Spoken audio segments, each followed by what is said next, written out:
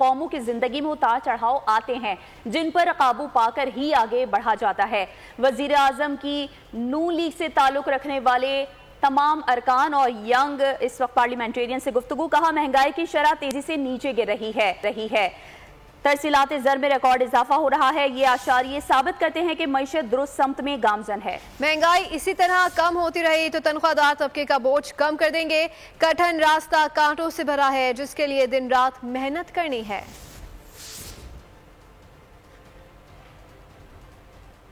کہ کئی بار اتار چڑھاؤ آئے، تاریخ اس کی گواہ ہے۔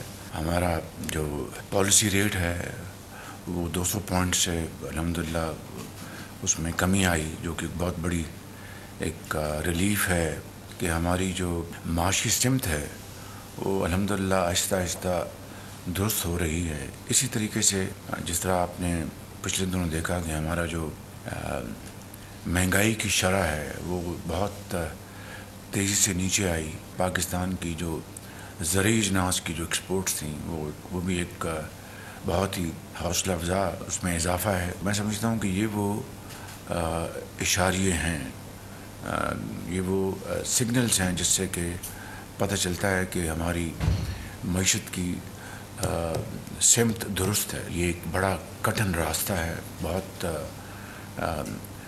کانٹوں سے بھرا ہوا ایک جرنی ہے جس کے لیے ہمیں دن رات محنت کرنی ہے۔